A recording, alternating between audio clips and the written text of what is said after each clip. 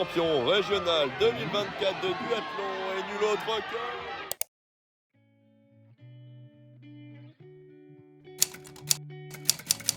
Allez, je vais mettre ça, du nougat, orangina, toujours bon. Allez hop, oignon et c'est parti. Allez, on est parti.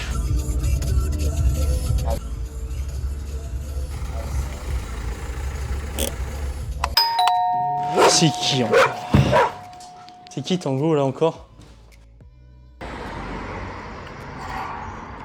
c'est rien, c'est Joe. Allez, on est parti. Mais il est où?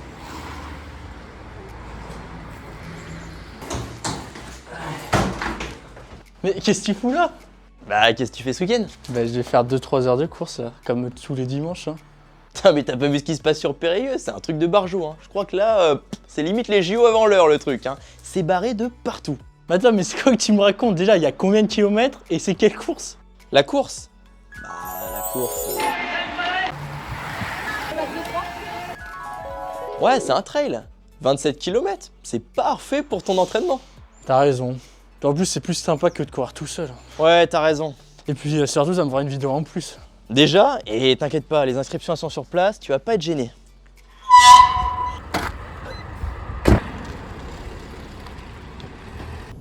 D'ailleurs, toi, tu faisais pas partie d'un club de tri? De triathlon? Bah oui, triathlon. Oui, mais j'en fais toujours partie, bah, c'est elle de mon club. Mais bon, maintenant, je fais plus de compète, c'est bien. Ouais, mais tu fais plus de compète, mais ça pourrait être cool là, de changer un peu la routine. Non, mais là, c'est le 7 avril, focus. Ah, le 7 avril, le 7 avril. Bon, écoute, on va s'arrêter là. On va s'arrêter là. Mais pourquoi? On est arrivé là? Non, mais faut que je t'explique. Tu m'expliques?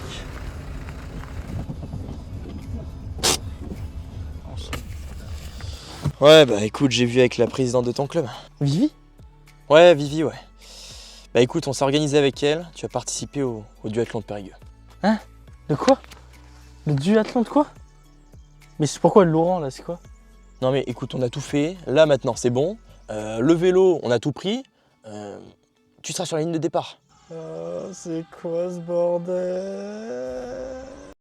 Et salut tout le monde, j'espère que la petite blague vous a plu et on se rapproche un peu de la réalité, on vous a pas menti, vu que je me suis inscrit à la course que la veille. En tout cas, à l'heure où sortira cette vidéo, je serai sur le parcours des championnats de France de trail. D'ailleurs, si vous voulez me suivre, ça se passe sur Insta. Sur Instagram, on va essayer de vous partager quelques stories pour alimenter le compte Instagram et vous partager l'aventure des championnats de France de trail. On se retrouve à Périgueux pour le duathlon qui sera le support des championnats régionaux de toute la Nouvelle-Aquitaine. Je vais tout vous raconter comme d'habitude dans cette vidéo. C'est parti!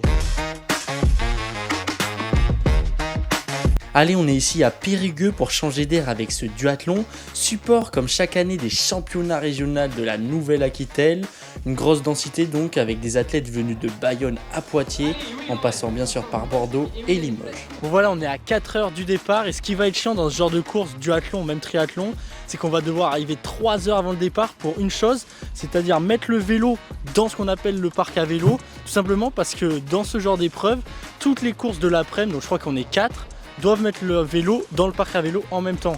Donc là, c'est dans la plage horaire de 12h30 à 12h50, alors que moi, la course c'est à 16h15. Donc là, on va prendre cale-pied vélo et on y va, c'est parti. Présentation du vélo. Vous voyez, Oh là c'est là. le meilleur vélo du parc normalement. Hein bon. Il y a encore de la boue, Ah, je la l'ai pas- sacoche avec les rustines. je l'ai pas Mais c'est lavé. pas vrai. Et on va chercher le dossard avant de tout installer dans le parc à vélo parce que déjà de 1, si on n'a pas le dossard avec au minimum 3 attaches, et oui c'est assez précis, et de 2, on a un dossard à accrocher sur le vélo. Au total, il y a 2 catégories par course. On va faire...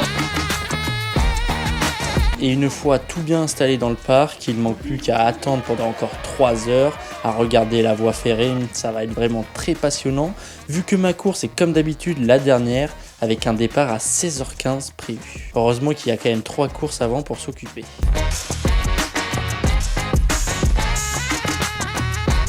Voilà, vu qu'on a 3 heures avant la course, on va s'occuper pour les non-triathlètes d'entre vous de vous expliquer les transitions. Il faut savoir qu'un duathlon, c'est course à pied, vélo et course à pied, c'est-à-dire 2 transitions. Et là, je vais vous expliquer la première, donc de course à pied à vélo. Venez avec moi. Déjà, il faut imaginer que dans le parc à vélo, le vélo, il sera comme ça sur une barre. Il faut imaginer que bien sûr que la barre là c'est une reconstitution et que la barre fait 100 mètres et qu'il y a des centaines de vélos et la selle sera posée à cette barre. Bon, une bonne transition réussie, il faut s'imaginer que là on arrive dans le parc en courant, donc après un effort intense. Première chose, on va enlever les chaussures comme ceci et on va pas les balancer, on va les mettre bien comme ça pour après. Ensuite, on met les chaussures à vélo. Bon, ça reste ma technique, elle est 100% sûre. Mais il y a une autre technique, la vraie technique triathlon, c'est pas ça. La vraie technique triathlon, ça va être ça. Donc la chaussure sera déjà installée dans les pédales. On va aller attacher un élastique ici, il y aura une languette, un élastique ici, donc la chaussure restera bien droite. Le problème, c'est que ça vaut de l'entraînement parce que si l'élastique pète, la chaussure elle se retrouve comme ça. Et si elle se retrouve comme ça, vous êtes dans la merde. Donc voilà, c'est pour ça que moi j'utilise la technique sûre.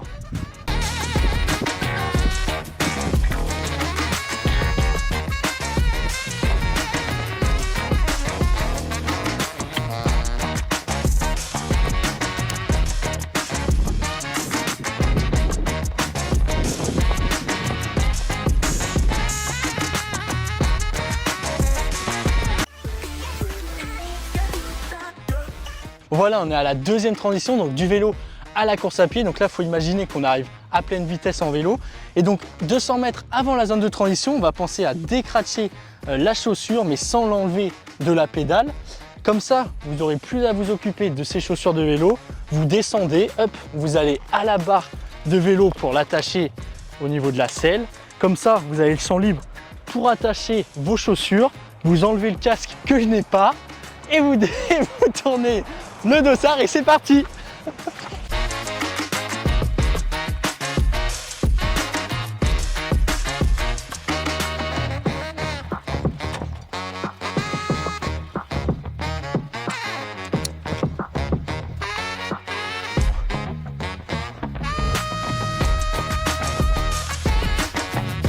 Voilà, là on est à 10 minutes du départ, ouais c'est ça. Bon, je me sens plutôt bien, même si les cuisses risquent de piquer, vu que j'ai fait une semaine d'entraînement normale, vu que je me suis inscrit que la veille. On va voir ce que ça donne. Ce qui est bien, c'est que chaque année, je refais ce duathlon.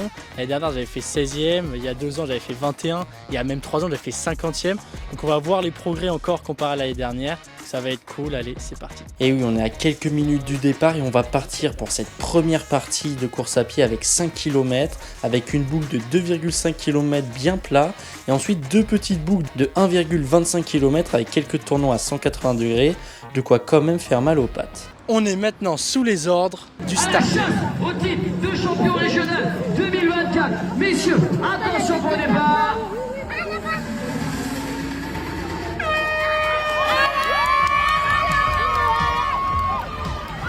Et ça y est, le départ est donné, j'avais réussi à me mettre en premier sur la ligne. C'est pour cette raison que je me retrouve à mener le rythme sur ces premiers mètres de la course. On part vraiment très rapidement.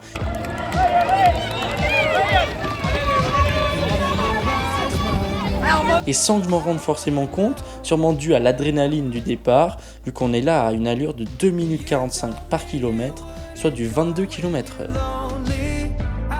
Et à ce moment-là, je suis vraiment à l'aise, je ne comprends pas comment ça se fait que je mène la course, parce que pour l'instant, dans ce genre de course, duathlon et triathlon, ça ne m'était encore jamais arrivé de me retrouver premier. Et bon, je comprends mieux pourquoi quand ma montre signe la fin du premier kilomètre en 2 minutes 51. Je sais alors que je suis dans la course et dans le rythme pour aller chercher une bonne place aujourd'hui. Et l'allure actuelle me convient et assez vite on se retrouve à 7 avec une petite cassure sur les poursuivants. Je sais à ce moment-là qu'il faut que je reste dans ce groupe jusqu'au vélo. Et bon, plus facile à dire qu'à faire, sachant qu'il reste encore 3,5 km à parcourir, ce qui est relativement peu comparé à ce que j'ai l'habitude de faire, et bon, plutôt long quand on est lancé à 20 km/h.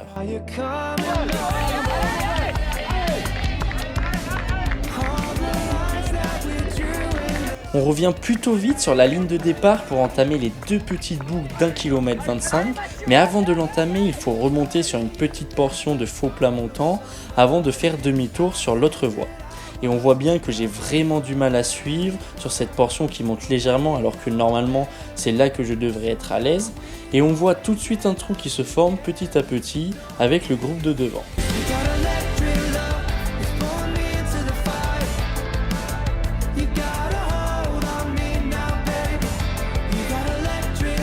et avec moi 2 autres athlètes perdent pied face au premier groupe et on se retrouve donc à 3 à quelques mètres du groupe de tête. À ce moment-là, pour faire un petit récap de la course, on repasse la ligne d'arrivée pour entamer 2 petites boucles avec le premier groupe de tête composé de 4 personnes, puis le groupe de 3 à 15 mètres où je suis, puis ensuite derrière le peloton et le groupe de chasse à environ 50 mètres.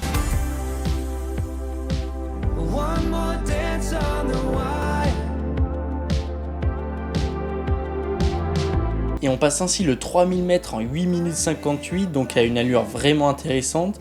Et le problème, c'est que je commence à trouver le temps vraiment long à présent, à chaque petite relance, et dans ces petites boucles, il y en a quand même 5. J'ai vraiment du mal, mes jambes commencent à s'alourdir. Mais pourtant, malgré le rythme qui baisse de ma part, les 2 athlètes avec moi n'ont pas l'air très frais non plus, et le groupe de chasse continue à aussi perdre du terrain. Par la même occasion, sur ce dernier kilomètre de cette première course à pied, je suis maintenant à des allures de 3 minutes 15 par kilomètre, ce qui me permet de souffler un coup et ainsi garder du jus pour tenir les 20 km à vélo qui nous attend et surtout tenir aussi la dernière course à pied parce que bon, cela fait maintenant plus d'1 an que je n'ai pas fait ces transitions, je ne sais pas trop comment mon corps peut réagir. Et ça y est, après avoir couru pendant 15 minutes et 20 secondes pour ce premier 5 km, soit du 3 minutes 04 par kilomètre, on arrive toujours à 3 dans le parc à vélo avec 20 secondes de retard sur les premiers. Il est donc l'heure de poser les chaussures et de prendre le vélo pour partir sur 20 km où on devra faire 4 boucles de 5 km. 4 boucles où il y aura 2 relances à 180 degrés par boucle à faire.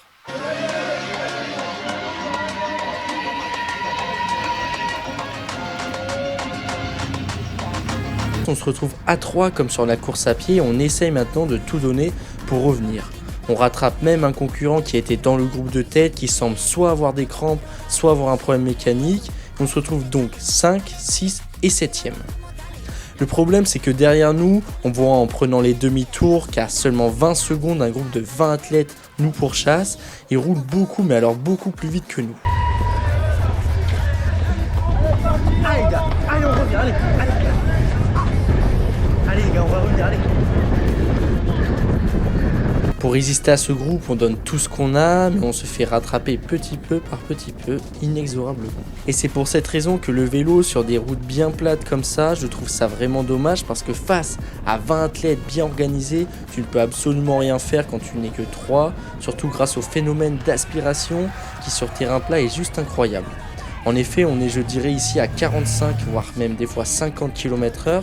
Et quand on se met derrière quelqu'un, on a presque l'impression de ne même plus forcer. Et malheureusement, quand tu n'as pas l'habitude de te mettre dans les roues comme moi, vu que je fais du vélo toujours tout seul, eh ben, tu perds plus d'énergie que tes concurrents.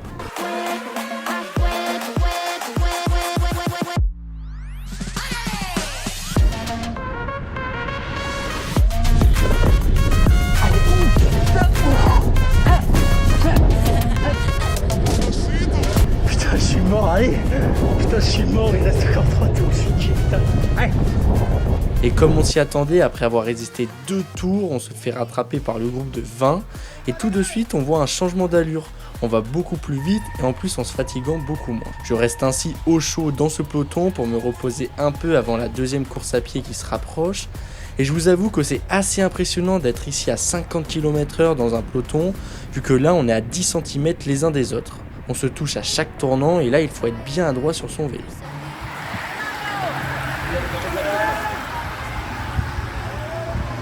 Mais bon, vous pouvez vous rendre compte à quel point on se frôle parce que j'avais emmené une GoPro avec moi pour vous embarquer dans ce tour à vélo. Et oui, on se joue des coudes, ça se frôle, il faut dire qu'on entame le dernier tour et qu'il faut bien se replacer pour rentrer dans le parc à vélo en tête du peloton.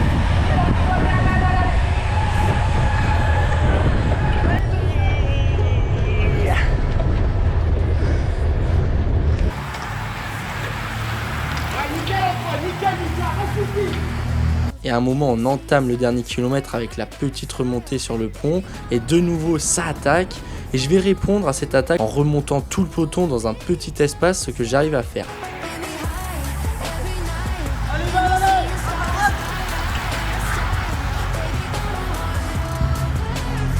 Le problème c'est que c'est carrément le bordel, on ne comprend pas trop qui est dans les premiers vu qu'on a rattrapé une bonne partie des derniers de la course, ce qui fait qu'il y a des vélos un peu partout. Mais bon, je réfléchis pas, je raccélère dans la partie faux plat pour prendre la dernière relance en tête et ainsi ne pas être gêné. Il reste maintenant 500 mètres avant de rentrer dans le parc, je défais ainsi mes chaussures pour être prêt à sauter de mon vélo.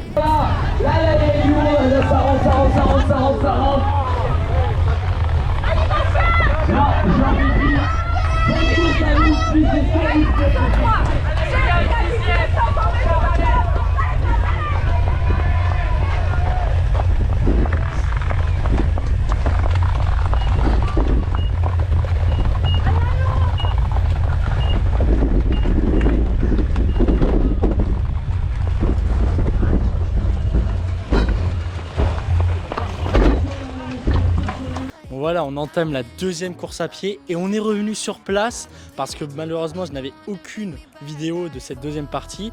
Faut s'imaginer là qu'on sort du parc à vélo qui est juste ici et j'ai réussi à sortir premier de tout le peloton. Je ressors ainsi 5e pour entamer la dernière course à pied de 2,5 km. Et je repars assez vite vu que sur ma montre il y a écrit 3 minutes 05 comme allure, ce qui est vraiment intéressant.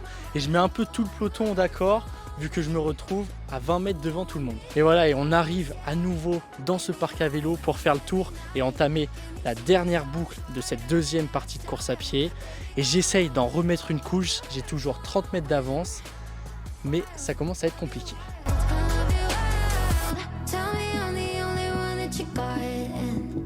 Et voilà, ça va être la dernière fois qu'on va prendre cette ultime relance, la relance qui faisait le plus mal de la course.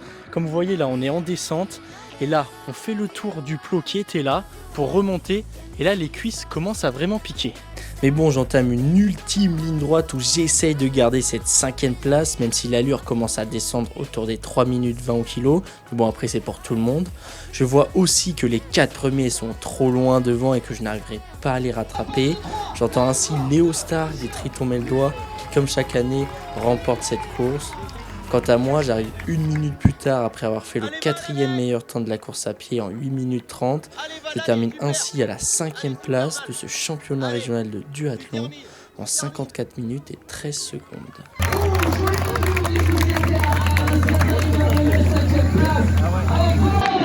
Qui franchit la ligne. Le garçon Bordeaux qui va animer cette belle première course. Tu t'es arraché sur la fin là. Pour les traitements de Châtellerault. Parce que t'étais sur le deuxième groupe. Yes. Bravo Armand, qui a fait une belle partie Léo. Peut-être un petit peu plus juste à Pierre Joly, mais qui a fait un très joli vélo, toujours avec le frein et la tremplin national. À la deuxième place, il porte les couleurs de Saint-Thérier Triathlon, Valentin Roakim.